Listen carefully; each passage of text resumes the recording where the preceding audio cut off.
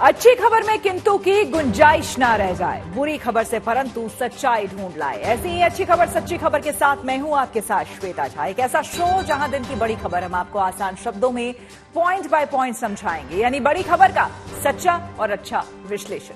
तो सबसे पहले आपको बता दें कि सावधान, जी हां, ठंड होने वाली है प्रचंड। शीतलहर और कोहरे से बच के रहना होगा। आस्था के मेले में अजब गजब बाबाओं का जमघट। साधु के सिर पर 2 लाख रुद्राक्ष का मुकुट। भारतीय सेना के पराक्रम के 53 साल, 93,000 पाकिस्तानी सैनिकों के सरेंडर की कहानी। तो अच्छी और सच्ची खबर में सबसे पहले बात हम ठंड की करेंगे। इन दिनों उत्तर भारत के ज्यादातर शहरों में कड़ाके की ठंड पड़ रही है। हालात ये हैं कि कई शहरों में पारा 5 डिग्री से नीचे जा चुका है। ऐसे में शीतलहर के बाद कोहरे ने भी ठंड की तीव्रता को बढ़ा दिया है, जिसके चलते जनजीवन खासा प्रभावित हो रहा है। मौसम विभाग की ओर से 16 से 22 दिसंबर तक देश के कई हिस्सों में शीतलहर की चेतावनी जारी की गई। मौसम विभाग की इस चेतावनी को देखते हुए लोगों को ठंड से बचाव के लिए उपाय करने की सलाह दी गई है। ठंड बहुत ज्यादा बढ़ गई है। ठंड ज्यादा है, हाथ सेक के आग जलाते हैं, हाथ सेकते हैं। ठंड बढ़ रही है पर डे जैसे, तो आग के बिना तो रात में बिल्कुल भी गुजारा नहीं है। टेम्परेचर -4 जितना है और यहाँ सब बर्फ जम गया है। 3-4 दिनों से बहुत ज्यादा ठंड पड़ रही है चूरू में।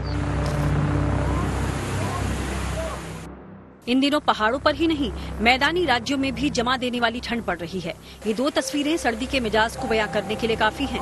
पहली तस्वीर उत्तरी कश्मीर की है, जहां भीषण ठंड के कारण द्रुंग वाटरफॉल जम गया है, जिसे देखने के लिए सैलानियों की भीड़ उमड़ रही है, जो इस जबरदस्त ठंड के बीच इस जमे हुए झरने के साथ सेल्फी और फोटो ले रहे हैं।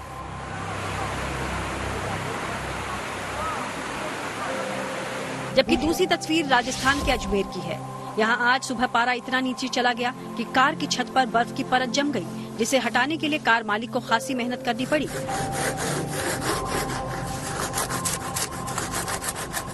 ठंड के कारण अकेले ये हाल सिर्फ अजमेर का नहीं है, बल्कि फतेहपुर, शेखावटी, चूरू, माउंट आबू, बीकानेर, अलवर और कोटा में भी पारा लुढ़कने से हालात कुछ ऐसे ही बने हुए हैं।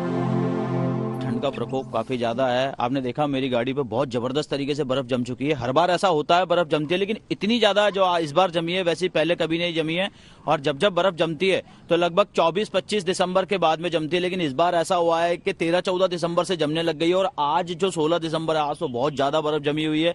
आप देखो हाथ रह गए हैं, बच्ची को स्कूल छोड़ने जाना है, लेकिन स्थिति यह है कि पूरी गाड़ी की ऊपर जो ओस जमती है रात को, वो पूरी बर्फ में बदल चुकी है और ज्यादा हार्ड बर्फ में बदल चुकी है। प्लास्टिक का ढक्कन है, उससे हम पूरी बर्फ हटाने की कोशिश कर रहे हैं। चूरू में बहुत ज्यादा ठंड वैसे पड़ती ही है और अभी बहुत ज्यादा ठंड, 3-4 दिनों से बहुत ज्यादा ठंड पड़ रही है चूरू में।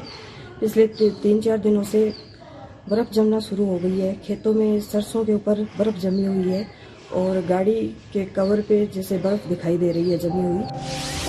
मैदानी राज्यों में बढ़ी इस सर्दी के पीछे बड़ी वजह पहाड़ी राज्यों मसलन जम्मू कश्मीर, हिमाचल और उत्तराखंड में हुई बर्फबारी है, जो पर्यटन और खेती के नजरिए से भले ही अच्छी है, लेकिन इस बर्फबारी के बाद चली शीतलहर और कोहरे ने ठंड के तेवर और तल्ख कर दिए हैं। चाहे बात श्रीनगर की हो या फिर चंडीगढ़ और दिल्ली की, तापमान में लगातार गिरावट दर्ज की जा रही है। हालात ये हैं कि इस ठंड से बचने के लिए कश्मीर में जहां कांगड़ी की बिक्री में बढ़ोतरी हुई है, वहीं मैदानी राज्यों में अलाव और रूम हीटर का इस्तेमाल बढ़ गया है।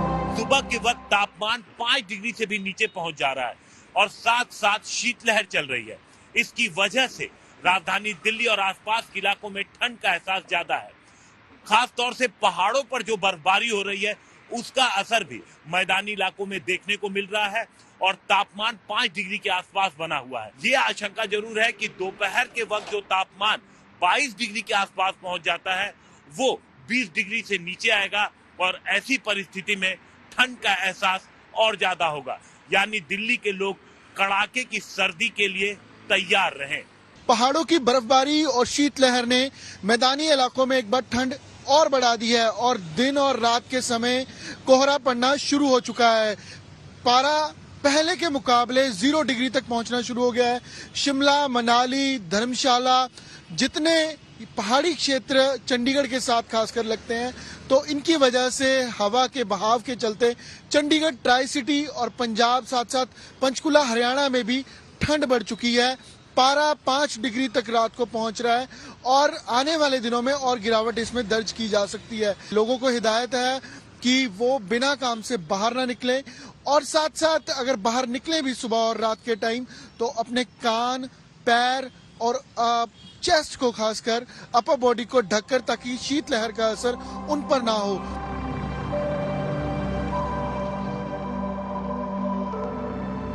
पहाड़ों पर बर्फबारी को देखते हुए मौसम विभाग ने पहले ही उत्तर भारत के मैदानी राज्यों के लिए इस कड़ाके की ठंड का अनुमान जताया था, जो इन दिनों उत्तर भारत के ज्यादातर शहरों में सही साबित होता दिखाई दे रहा है।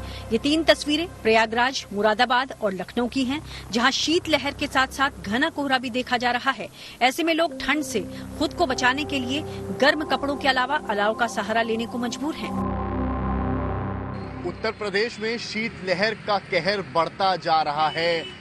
लखनऊ में इस हफ्ते का न्यूनतम तापमान 5 डिग्री तक गया है। बर्फीली हवाएं अब उत्तर प्रदेश के तमाम जिलों में पहुंच रही हैं। नतीजा क्या है कि लोग सड़कों में बैठ अलाव का सहारा ले रहे हैं।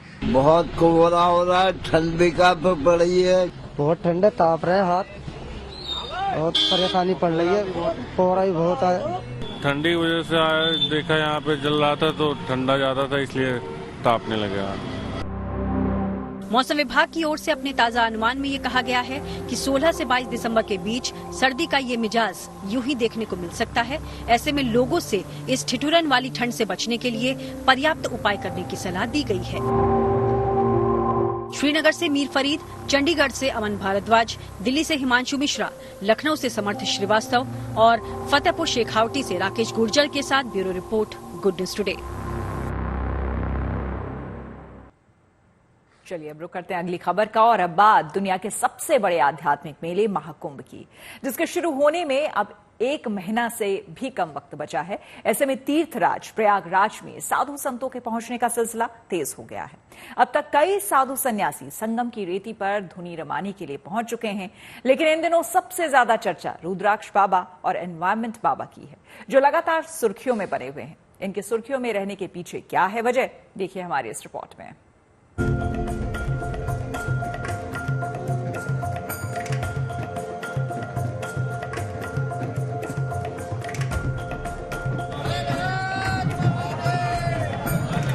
महाकुंभ शुरू होने की शुभ घड़ी जैसे जैसे नजदीक आ रही है, साधु संतों के प्रयागराज पहुंचने का सिलसिला भी तेज हो गया है।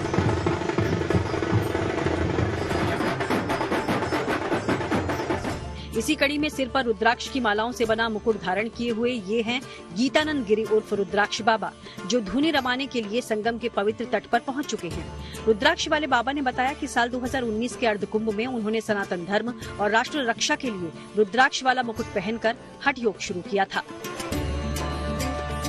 अपने संकल्प सिद्धि के लिए ही वो सिर पर 2200 से ज्यादा रुद्राक्ष की मालाओं वाला ये मुकुट पहनते हैं, जिस वजह से वो इन दिनों श्रद्धालुओं के बीच आकर्षण का केंद्र बने हुए हैं। शंकर भगवान को रुद्राक्ष जो है बहुत प्यारे है। 11वां इसका विवरण दे रखा है शिव महापुराण में कि 11वां जो रुद्र है वो रुद्राक्ष का शंकर भगवान का प्यारा है। मेरा 12 साल की तपस्या है, डेली के 12 घंटे और 12 साल की तपस्या है। आज मेरे को इलाहाबाद अर्ध कुंभ से मैंने स्टार्ट करी थी और इलाहाबाद आने वाले अर्ध कुंभ में पूर्ण होगी। आज मेरे को 6 साल हो गए। गीतानंद महाराज ने बताया कि उन्होंने अपने शरीर पर 1.25 लाख रुद्राक्ष धारण करने का प्रण किया था। इसके लिए उन्हें 925 से ज्यादा रुद्राक्ष की माला धारण करनी थी, लेकिन उन्होंने लक्ष्य से लगभग 2 गुना रुद्राक्ष धारण किया, जिसमें 2 लाख से ज्यादा रुद्राक्ष हैं।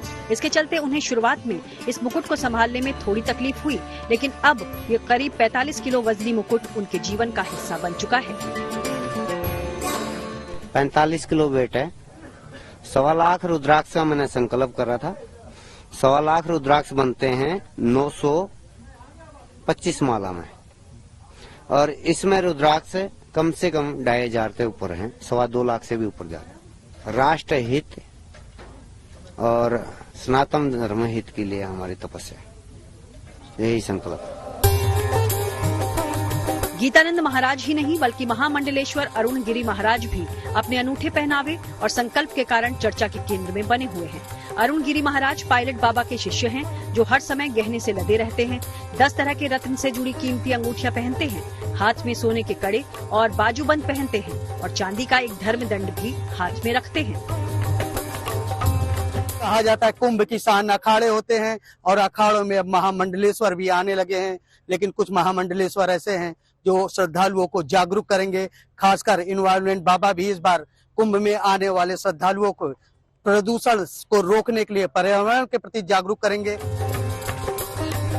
महामंडलेश्वर अरुण गिरी महाराज को एनवायरमेंट बाबा के नाम से भी पुकारा जाता है।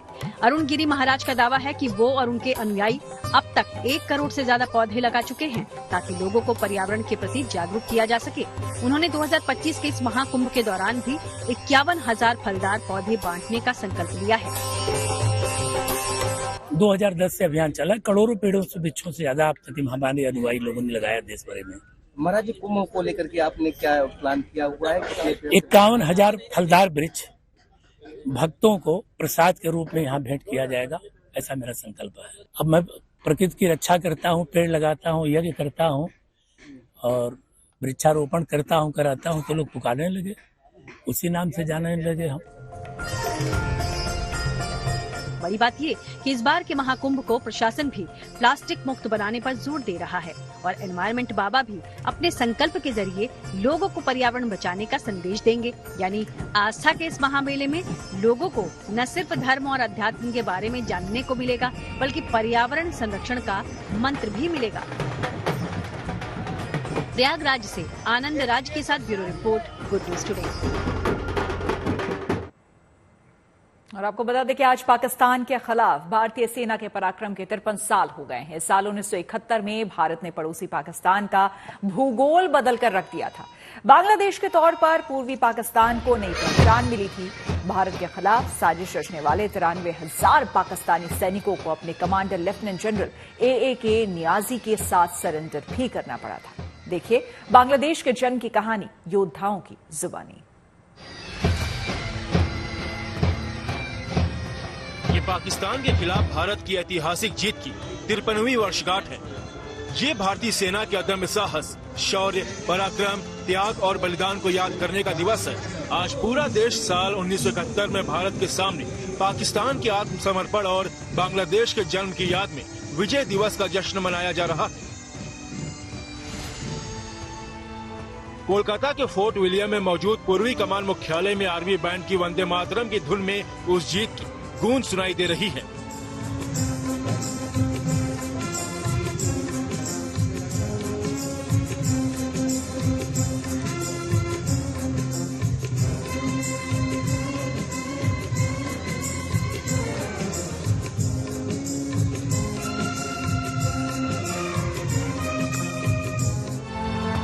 इसके बाद पूर्वी कमान मुख्यालय में 1971 के युद्ध के बलिदानियों को श्रद्धांजलि दी गई। इस दौरान बांग्लादेशी सैन्य अधिकारियों और मुक्ति वाहिनी योद्धाओं के 9 सदस्यों का एक प्रतिनिधिमंडल भी शामिल रहा। अब हम श्रद्धांजलि समारोह की रस्म को आगे बढ़ाने जा रहे हैं। चौथी धारा में बाएं से मेजर जनरल अब्दुल सलाम चौधरी, सेवानिवृत्त, Bangladesh army. Lieutenant general Gurbaksh Singh Sihota, Param Vishisht सेवा मेडल, अति विशेष सेवा मेडल।